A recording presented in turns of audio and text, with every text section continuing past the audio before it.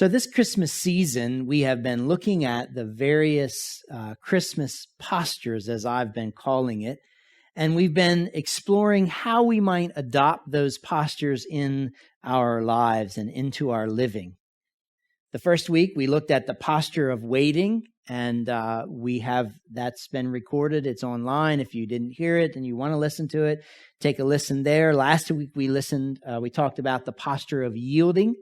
And that's also online. It's on our website. It's on iTunes. You can find it and take a listen in. And today we come to what I'm calling the third posture, and that posture is honoring. And to get at that, I want to do something, and I'm going to prime the pump and give you a little bit of time to think about it. And then I'm going to tell the story, and then I'll give opportunity for you to tell your stories as well. So I want you to think about a time when you felt particularly honored. Hopefully, you've had several times in your life when you've been honored. And I'm not talking about some group has esteemed you and given you some award or whatever. That might be one of the times. But, think about a time when you've been honored, when something has happened to you that honored you. And I want you to, if you're willing to, I want a few of you to share what that was. And then I want you to share how it made you feel to be honored. So you got it? While you're thinking about it, I'm going to share an experience that I had, and then I'll turn it over to you to interact with a way that you've been honored. Tell us a little bit about that and tell us how it made you feel. So going way back to 1986, when I was a junior in college, for the third year in a row, Goldie Beacom College, where I went to college in Wilmington, Delaware, the Board of Trustees decided that they were going to raise tuition. And it bothered me. I was like, they can't raise tuition. And it bothered me because I was paying my way through college. My parents paid my room and board, but I paid the tuition. And I had worked hard all throughout my life saving to this point. And I had an uncle who has a dairy farm in Hagerstown, Maryland, and he always gave me a steer for my birthday. And I raised it on grass, and it was grass-fed and hay in the winter, and I didn't have a lot of expense into it, and so I sold that every year and got several $1,000s, and I put that in the bank, and then when it came time, that was my college education fund, and when it came time to pay for college, it was mine to do. Now, granted, it was a lot cheaper then than it was when Caroline and Emma went to college. When I went to college, it was like $6,000 a year for tuition. And when Caroline went to college, it was like $49,000, $50,000. I don't know what it is now. She's been out for several years. Now Emma went to a state school and it was cheaper, but it was expensive. And so when they were talking about raising the tuition for the third year in a row, I'm like, this can't be. And so the fight in me said, let's get a group of students together and we'll have a petition and sign this petition and petition the board of directors not to raise the tuition. And so we did that, and we held campus-wide meetings, and I was the spearhead. I was the leader of all of that. And in that process, I became really good friends with the president of the institution of Goldie Beacom, Bill Balt. By the way, I just learned that he's in a retirement facility here in Salisbury. And I'm trying to figure out which one because I want to go see him because I haven't seen him for a long time. But that's one of the miracles of Facebook. I just saw that last week, and I've been asking questions to try to figure out where it is. But anyhow, back to my story. So you would think that the president of the college wouldn't like this guy who was causing some agita to his life. But he and I became really good friends. And I don't think it was a situation like Abe Lincoln says, keep your friends close and your enemies closer. I don't think that's what was going on, but we became really good friends in that process. And we kept that friendship after I graduated from college. And no, they didn't decrease or didn't not raise tuition. They continued to raise it, and they raised it the next year. And they've probably raised it every year since because that's kind of the way it goes, right? But what I'm telling you this backstory for is a couple of years after I graduated from Goldie Beacom, I went straight from there to seminary, and I met Sharon, and we got married our second year in seminary. And we were in seminary 3 years because it's a 3-year program for a Master's of Divinity. And sometime after we were married, I don't know if it was the first year that we were out of seminary or if it was the second year, but I got invited to come back to Goldie Beacom College to commencement to offer the invocation at the commencement service. And I was honored to get the invitation, and so I accepted the invitation. And when I went back, President Balt made me feel like I was as esteemed as any other person up on the stage during that commencement service. He kept me right beside him. He introduced me to the who's who of who was on that stage, and there were some pretty big, powered business people he was introducing me to, and I just felt so special. And I was amazed that he invited me to do that because I didn't make it easy for him. I mean, I wasn't nasty, but I really had an issue with them raising the tuition every year, and I fought it hard. But in that process, I felt honored when I was invited to speak, to give an invocation. So now that you've had time to think, what stories have you come up with? What experiences? Who would like to share? And tell me how you feel, how you felt. Hello. It's on.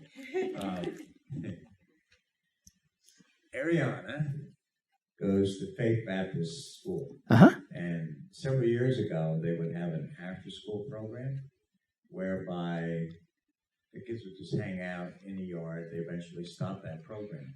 But because she liked the monkey bars and all that kind of stuff, I always got stuck staying after school watching her play, which is always fun. Not really. But the fun part about it was that we noticed, she and I both, that picnic tables were in bad shape. The seat that we were sitting on was in pretty bad shape.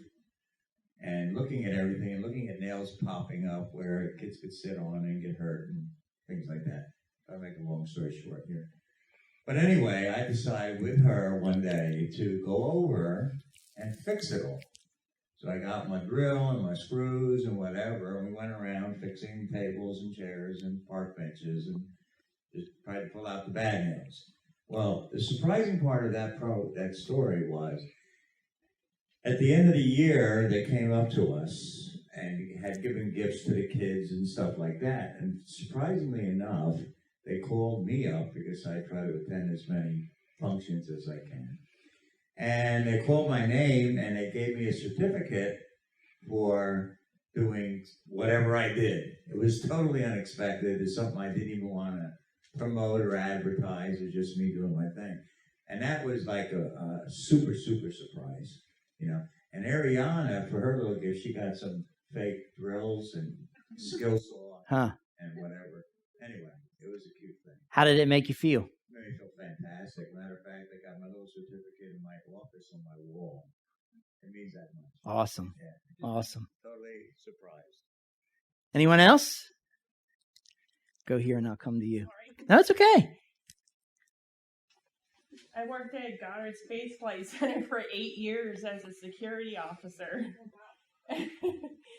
And like my 8th year, I finally got a plaque, but it was and a pen and some recognition, and it made me feel like, wow, they realized I've been here a while. Mm-hmm. It felt good, like I was recognized. It does. When you're honored, it feels really good to be honored.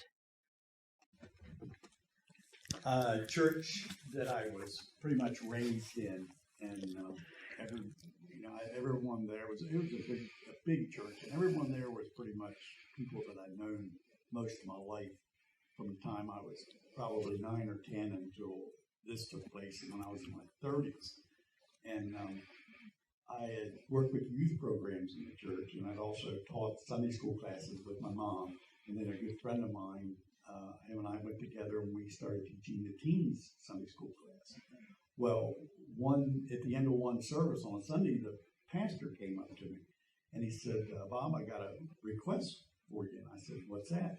He said, I teach the elders for Sunday school, he said, and I was talking to them about a guest teacher, and they all brought up your name.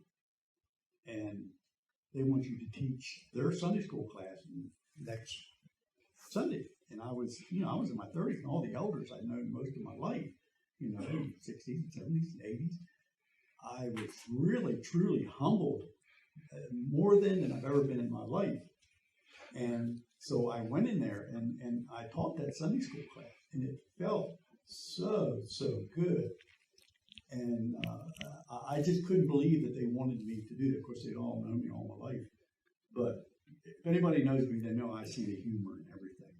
Well, at the end of the service, the pastor came up and he said, "Bob, you did something that I've never done." And I said, "What's that?" He said, "That whole service, nobody fell asleep." It was really cool for the elders, but I was truly, truly humbled that they had picked me to do that. Awesome. Anyone else? So whether you shared or not, when I asked you to think about an experience where you've been honored, I'm sure you were thinking, your wheels were turning, I could see, and you might have thought of a situation or a couple of situations. And I did that because I wanted you to get in touch with how it feels to be honored. Because I believe that it feels really good to be honored. Not that we do what we do for that kind of recognition, but when that recognition comes after 8 years of working for a place and they recognize that you've made a positive contribution and they honor you, it feels really good.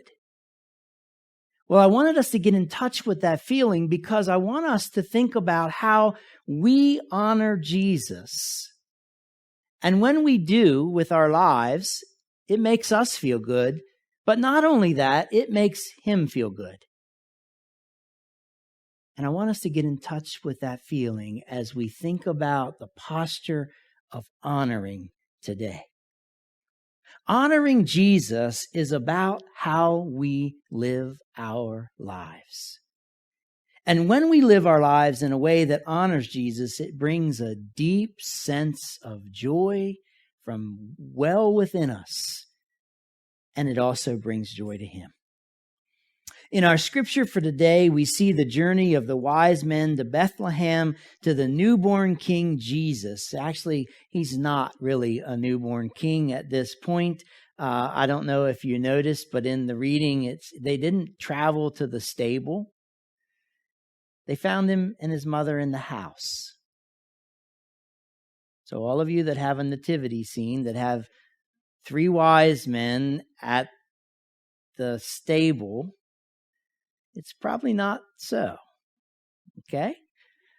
Also, how many wise men were there? I mean, your nativity set has 3, right? But do we know? No.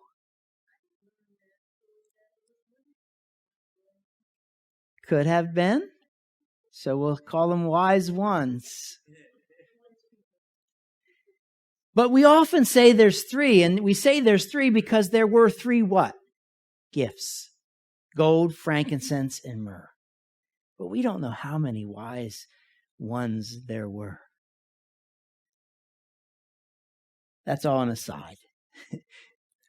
But I thought it was important to talk about that. So we're going to talk about these wise people who came from afar to see and worship this new King Jesus. And when King Herod found out about this new guy on the block, he was disturbed. He was jealous. He was threatened. He was angry. He was worried. And we know that because he called the wise ones to him and asked them where he could find this baby, this infant.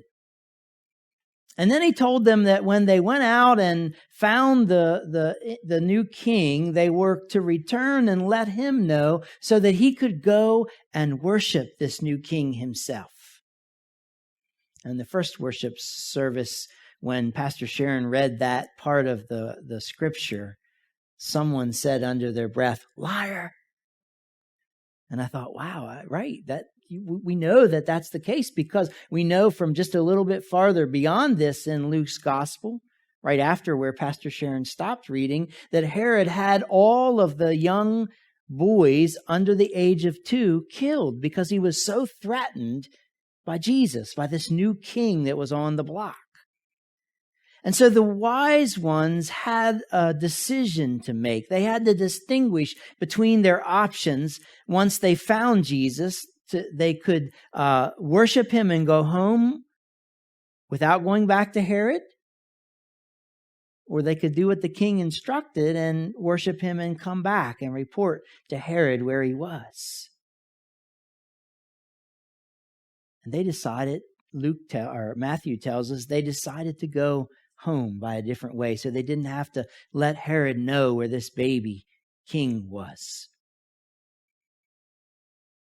We see in this that honoring Jesus is a matter of heart, not fear. How the wise men responded to Jesus was a matter of heart, totally. They came bringing gifts. They knelt in worship and honor. They knew he was special. They determined that the right thing to do when they left Jesus was not to go back and tell Herod where he was. Everything about them and the way they honored Jesus was about their hearts and not about fear. For too long, the church has preached a gospel of fear. You know how that goes. It's got a variety of renditions. You must live your life a certain way, and if you don't, you're going to burn in hell. And there's all kinds of renditions of that we've preached. And in fact, I can't tell you how many times I have heard Pastor Sharon come home from a day at work. She works as the director of spiritual care at Coastal Hospice, and she engages in direct patient care at the end of people's lives. And I can't tell you how many times she's come home talking about the people that she's been dealing with. She doesn't tell me their names because she can't tell me, but she tells me that there's these people who have grown up in the church, who have given their lives to the church, who have lived faithful lives, and they get to the end of their life and they're afraid. They're afraid to die. They're afraid to meet God because they don't know if they've done enough to make it in. And that's sad and that's disturbing. But that's the gospel that the church has been preaching for far too long. Have you been good enough? Will you get into heaven? And rather than focus on that question and getting into heaven, I think it's better if we focus our attention on honoring Jesus and asking ourselves, is what I am about to do honoring Jesus? Because rather than be at the end of our life in the last days or the last hours and have this sense of fear, questioning whether we've done enough, whether we've lived our lives in any way, shape, or form that would be pleasing to God, wouldn't it be better to spend our last days and hours of life feeling the deep peace that Jesus offers?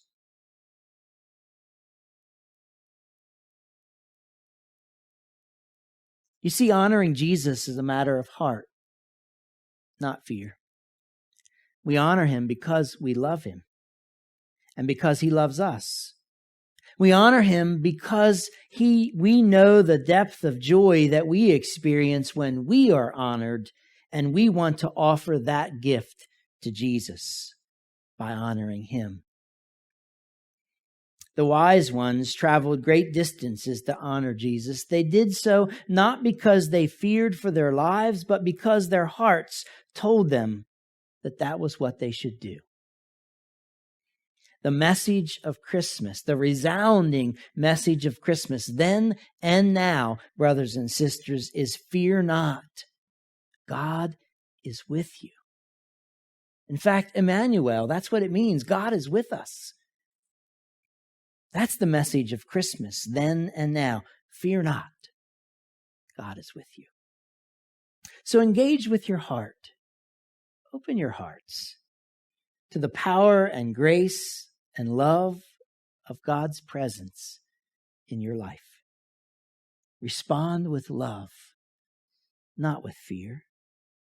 Rather than making life about getting into heaven, make life about honoring Jesus.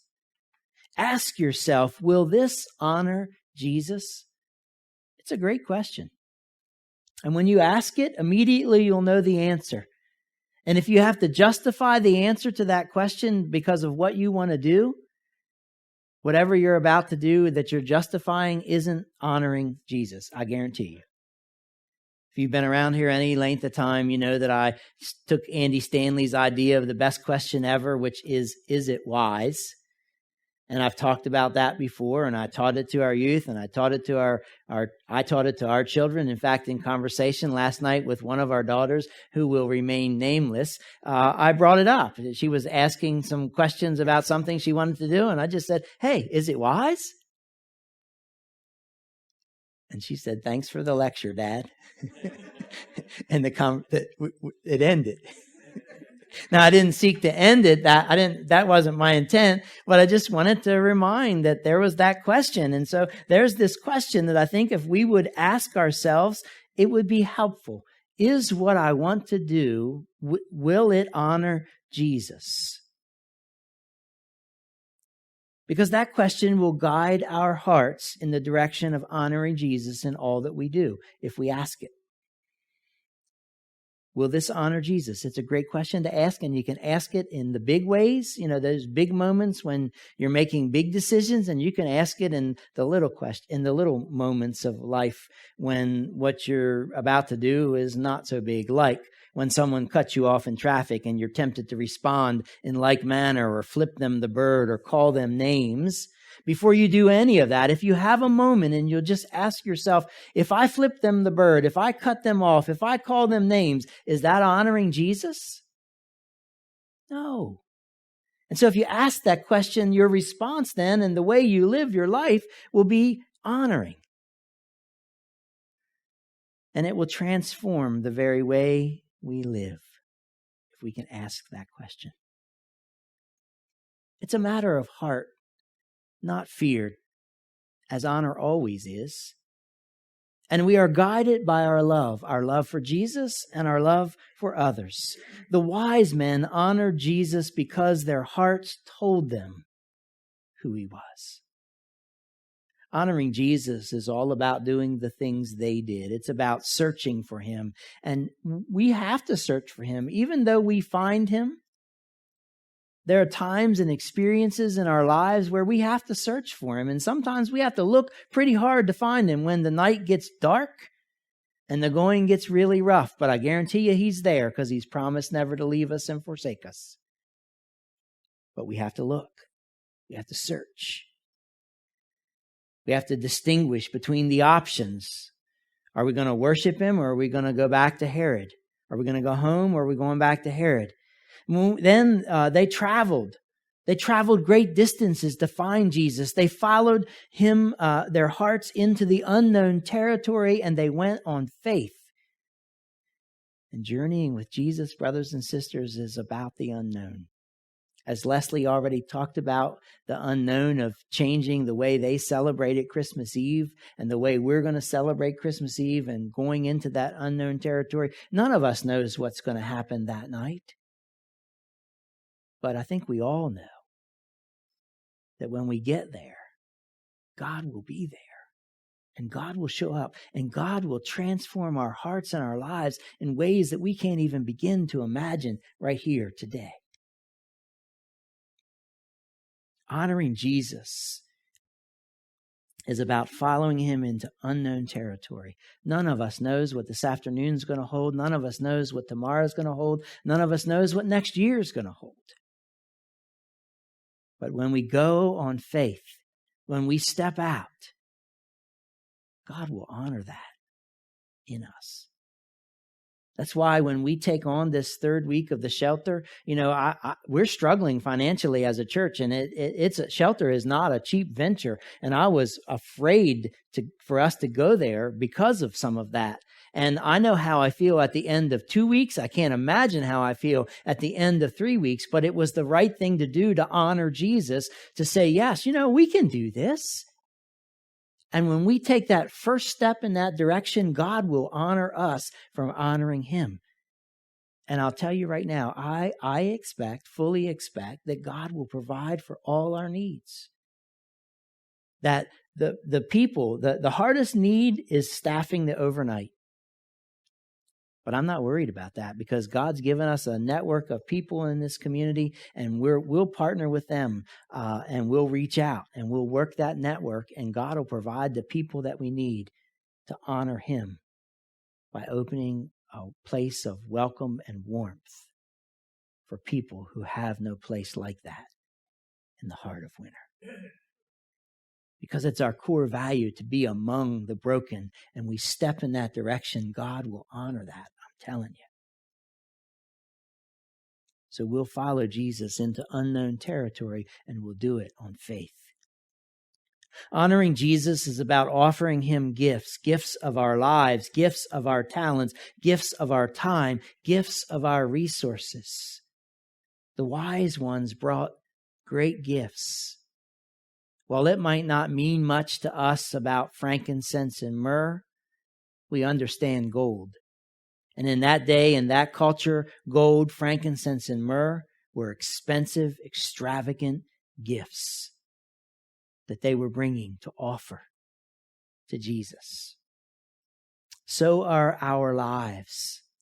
So are our talents, our time, our resources. When we offer them to Jesus, they're extravagant gifts that honor him. Honoring Jesus is about worship, about making Jesus the center of our lives, bowing to his lordship, trusting his leadership.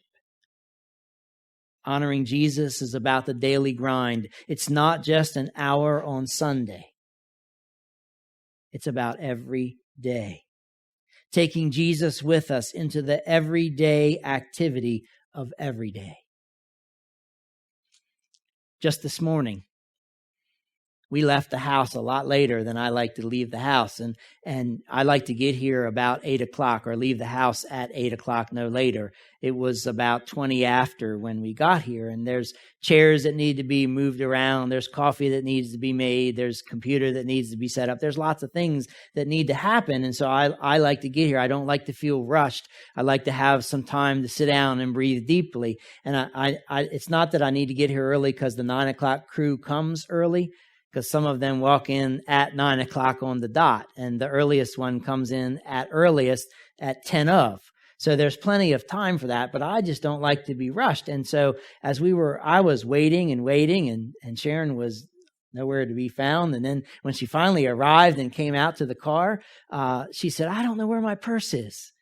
So we had to go back in and find her purse. And it wasn't, the rule I always say is if you put it in the same place all the time, you'll always know where it is. Well, it wasn't in any of those same places. And so it happened to be in the guest bedroom where all the Christmas presents and wrapping and all is. And it was kind of covered. The only thing that was visible was the strap. And there would have been a time where I would have lost it. On my way to worship, I would have gotten really angry. And I just breathed deeply. And I thought, this is God giving me the test. Am I going to honor him or not? You see, it's the little things. Will we honor Jesus in everything, big and small? And honoring Jesus is about what we do, and it's about what we say. And if it won't honor Jesus, then don't do it. Or don't say it. And when we mess up and don't honor Jesus in what we say or what we do, there's forgiveness. Don't beat ourselves up. Fall down on our knees and ask for forgiveness. Seek the forgiveness of someone else if you hurt someone else in the process. We honor Jesus by going where he sends us. We honor Jesus by loving others, especially those who aren't easily loved. And there's a whole bunch of those people in our world, aren't there, who aren't easily loved. And sometimes the hardest person to love is the person that stares back at us when we look in the mirror. We're called to love that person too. We honor Jesus by giving him our lives, our time, our talents, our resources, wherever we find ourselves. So the question that I would like us to consider asking all the time is, will this honor Jesus? As many of you know, I've had the privilege and honor to serve on the board of directors for the Hazel Outdoor Discovery Center in Allen, Maryland. We operate a 525-acre beautiful piece of property with a lodge and several ponds, and Mr. Dick Hazel gifted that property to the foundation in his name to be run as a place where children of all races can come together and find common ground and commonality and find that we're really not that different, and also can enjoy the beauty of the outdoors and learn about nature and all that nature has to offer us. And so for far longer than most of us who are on the current board of directors have been on the board of directors, there's been an ongoing feud between the foundation and Mr. Hazel and the neighbor, a neighboring farmer. And it's gotten quite bad. And even though Mr. Hazel is no longer alive, that feud continues to go on. This summer, we noticed that the neighboring farm property erected a tall tower tree stand to shoot deer out of in the middle of their field. Now, they have no woods. We have all the woods, and they have the field, and the deer come out of our woods into their field. And their issue is that the deer are eating their crops and they're not making a profit because of all that. So they got crop damage permits, which is allowed and legal to shoot these deer during any season, any day of the year, during daylight hours. And the alarm for us was that this stand put the hunter shooting back toward our woods where children often are playing, where we have a campfire circle, where it was not a safe thing. And so we wanted them to know that. So because of the feud, we didn't feel like we could go to them and say, hey, this is a concern for us. Can we work it out? We erected 3 4x8 sheets of plywood, a full sheet of plywood, signs that are in bright orange and say, "Hunters beware. There are children playing in the woods behind you." And that then wasn't received well. And we sent a letter from our lawyer to the farmer and said, this is an issue. And then we reached out to the DNR, the Secretary of DNR, Department of Natural Resources, who issues the crop damage permits, and said, we've got to do something about this. And so a couple weeks ago, we met with a DNR representative who had investigated and who had talked to the other landowner, and then was coming to meet with us and our board of directors. And when he met with us, he made it clear that the landowner who we've had the dispute with all these years, he didn't think there was any chance anything was going to happen there, but the son is starting to take over. And he said the son was much more easy to talk to. And so I immediately got out my business card and I said, I suspect you won't give me his number. And he said, no, I won't. I said, but I'm going to give you my number, and it has my cell number on this card, and I want you to ask the son to give me a call. Because I believe that the time is here for us to chart a new relational pattern. And if we can do that, it'll serve all of us. And so the DNR officer indeed gave the son my card. And on Friday, just 2 days ago, I got a phone call. And it was the son. And we talked for 35 minutes. And it was good conversation. It was pleasant. It was delightful. And I invited him to meet me and the executive director on Tuesday on our side of the property line with us at the location so that we can talk about how we can work together to solve their issue of the deer eating too much of their crops and our issue of being concerned for safety. And the whole time we meet together on Tuesday, my question that's going to be going through my head, and the whole time I was talking to him Friday, the question that was going through my head is, I want what I do to honor Jesus.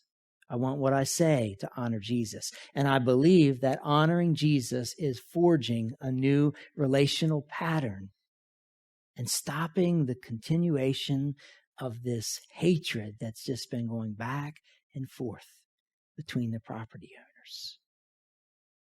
And the son said enough in the conversation on the phone to let me know that he too was a person of faith. In fact, he said something to the effect of, we need to look to divine powers to help us solve this. And I responded and said, indeed we do. And we have been. I have been. You see, honoring Jesus is about how we live our lives. It's about how we treat one another. It's about the way what we do and what we say. And if we'll ask ourselves the question, will this honor Jesus? It will change what we do and what we say.